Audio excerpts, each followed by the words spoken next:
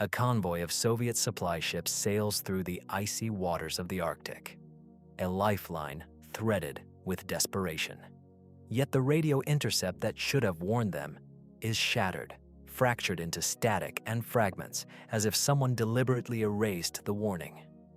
A grainy photo from a reconnaissance plane shows shadows beneath the waves, submarines poised to strike.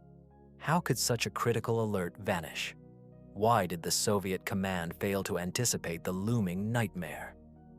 In the bitter winter of 1942, the German Kriegsmarine launched Operation Wunderland, a calculated assault on Soviet Arctic convoys supplying Murmansk. The stakes were immense. The Soviets depended on these shipments for survival, while the Germans sought to sever this artery. The catalyst was intelligence intercepted from British decrypts, revealing convoy routes and schedules. A meticulously drawn map found in a German officer's diary shows planned submarine patrol zones overlapping with convoy paths. But was this information fully exploited, or was something else at play in the shadows of command?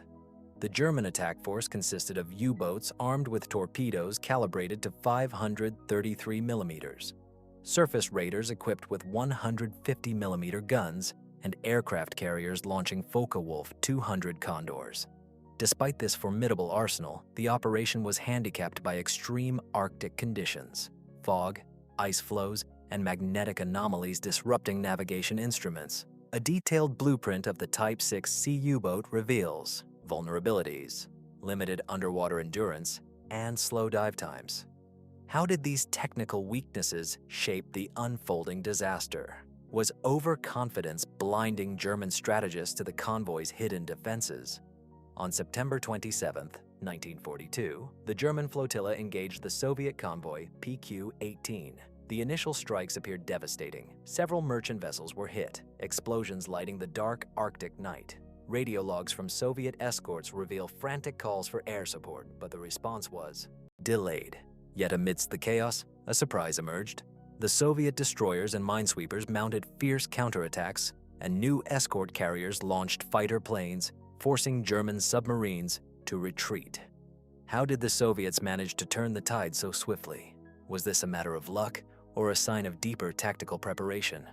In response to the German offensive, Soviet Naval Command rapidly adapted. Convoy escorts were reinforced with additional destroyers, equipped with improved sonar and depth charges.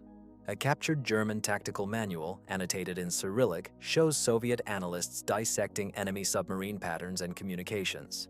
Air patrols increased, using radar-equipped aircraft to detect U-boats hiding beneath the Arctic fog.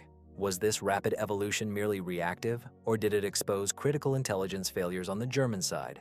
How did the Germans underestimate the Soviet capacity for innovation under pressure? By early October, Operation Wunderland had spiraled into catastrophe for the Germans. Their losses included several U-boats sunk by coordinated Soviet air and sea attacks. A Soviet naval command map details the shifting battle lines, showing how the convoy broke through despite heavy damage. German supply lines were stretched thin and morale plummeted. Archival records mention a secret protocol issued by the German Naval High Command, ordering a strategic withdrawal. Was this failure a product of flawed planning, hubris, or deeper systemic issues within the Kriegsmarine? What did the Germans fail to see beneath the Arctic ice?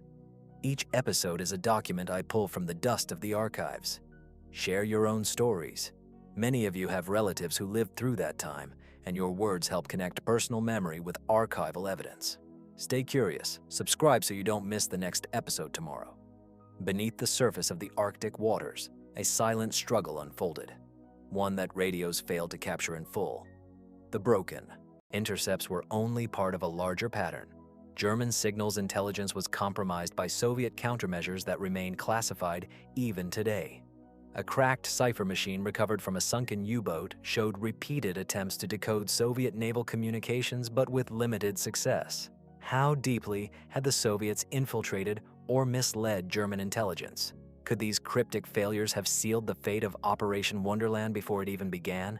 The German command structure was fragmented, with conflicting priorities between the Kriegsmarine and Luftwaffe. Orders to prioritize air reconnaissance clashed with submarine deployment schedules, creating gaps in coverage. An official memo, stamped and buried in a Berlin archive, reveals bitter disputes over resource allocations. Aircraft diverted to the Mediterranean, while Arctic fleets awaited support. The photo of a crowded command room shows tense faces lit only by maps and flickering telegraphs. Why was the Arctic theater considered secondary, despite its strategic importance? Was internal rivalry among German branches a hidden enemy in its own right? The convoy itself was more than a simple supply line. It became a fortress of evolving technology and resilience. PQ-18's escorts were equipped with the latest British-made Hedgehog anti-submarine mortars, a weapon that transformed underwater combat. Black and white footage from Soviet archives captures the eerie green glow of depth charges exploding beneath the waves, illuminating the desperate ballet between hunter and hunted. Yet the Soviets also faced risks. The convoy's slow pace and predictable route made it a tempting target. How did the Soviets balance the need for speed against security? Was their confidence a calculated gamble or a fatal illusion? As German U-boats closed in, their commanders faced unprecedented challenges. The Arctic's magnetic anomalies distorted their compasses, forcing reliance on dead reckoning, a navigation method prone to error. A damaged gyro compass retrieved from a wrecked U-boat tells a story of confusion and misdirection amid the polar night. The soundscape recorded from a Soviet destroyer's sonar room reveals frantic pings amidst static as crews hunted elusive submarines. How much did these environmental factors contribute to the German failure? Did nature herself turn against the attackers? The turning point came unexpectedly. On October 3rd, aerial reconnaissance spotted a German U-boat attempting to surface near the convoy's flank. Fighter planes scrambled from the escort carrier HMS Avenger, engaging in a deadly dogfight overhead. The pilot's logbook, stained with Arctic moisture, details the tense minutes before a decisive depth charge strike. Meanwhile, Soviet Naval Command relayed rapid-fire orders coordinating surface ships and aircraft in a seamless defense. Could this be the moment when coordination and technology eclipsed brute force? What lessons did both sides draw from this lethal encounter? In the aftermath, German naval reports reveal a stark admission. The Arctic operation was not just a tactical defeat, but a strategic blunder. Submarine commanders expressed frustration over inadequate intelligence and poor coordination. A declassified report highlights the failure to anticipate Soviet air cover, underestimated due to flawed reconnaissance. Meanwhile, Soviet propaganda photos celebrated the convoy's passage, but hidden beneath the surface were bitter losses and close calls. How did this shared tragedy reshape future engagements in the Arctic theater? Was the German miscalculation a turning point that shifted the naval balance of power?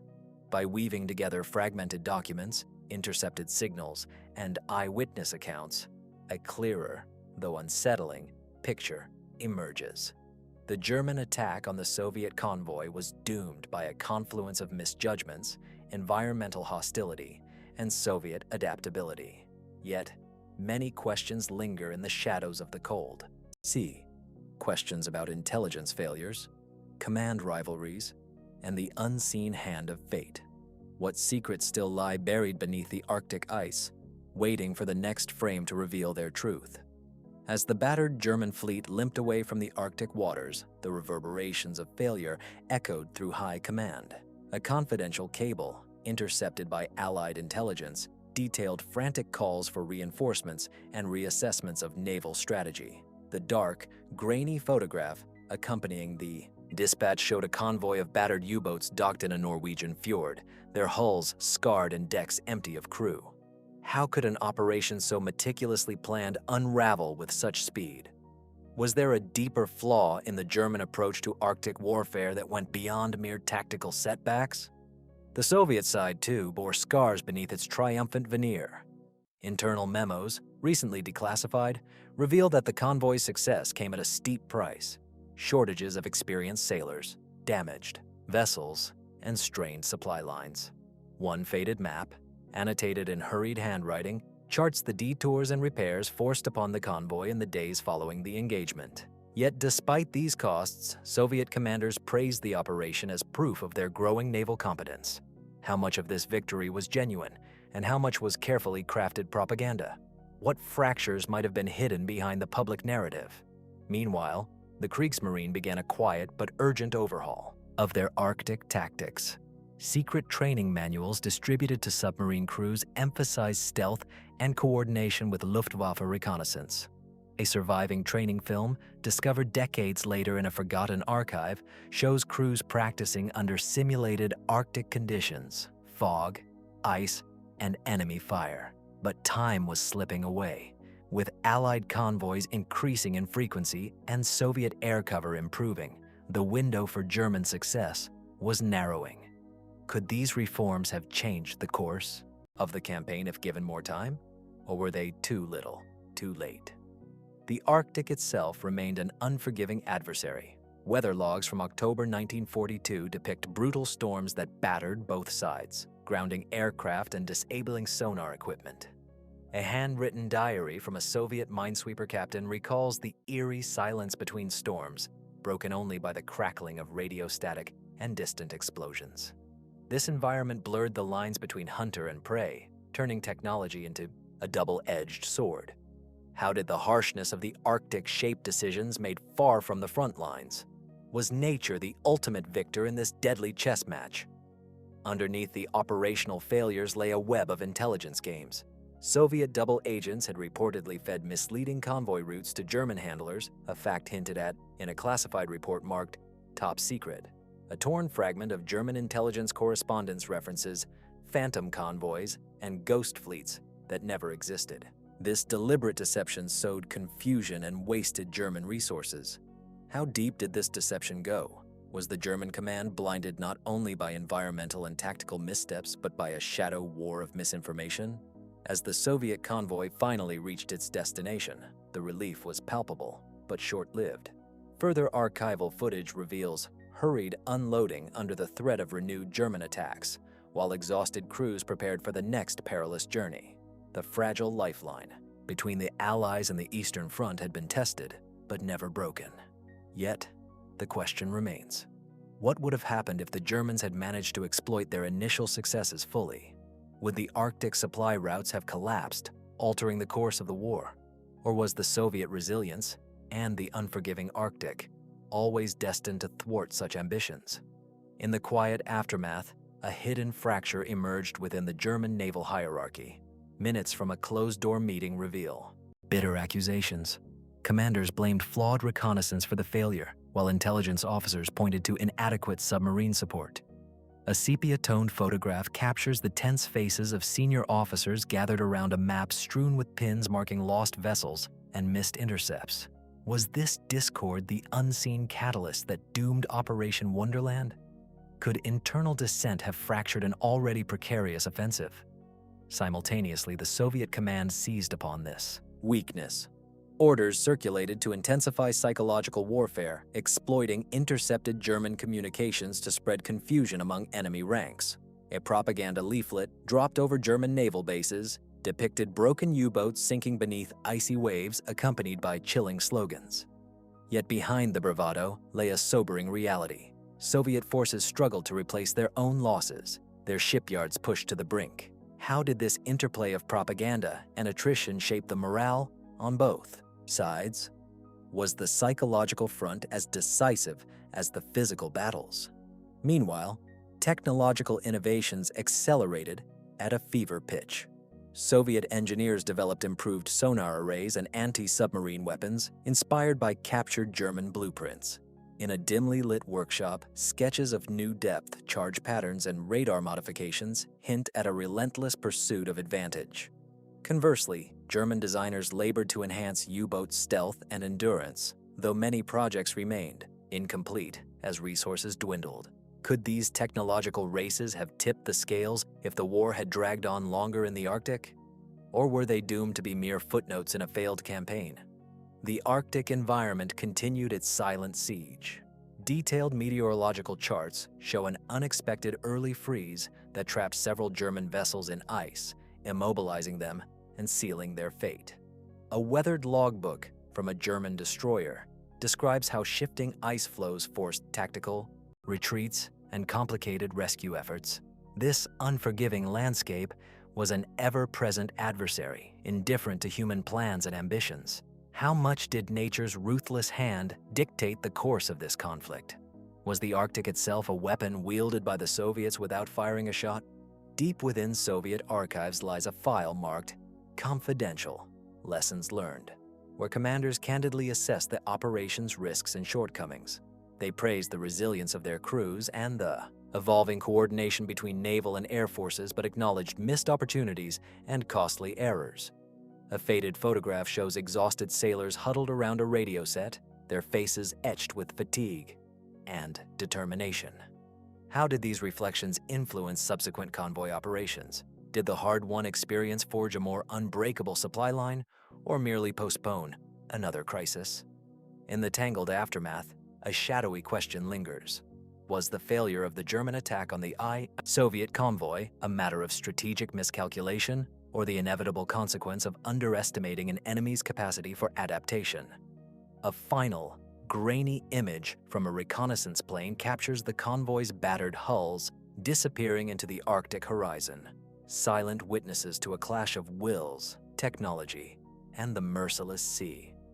What secrets still remain buried beneath those icy depths, waiting for the next revelation? In the final hours of Operation Wonderland, desperation permeated the German fleet.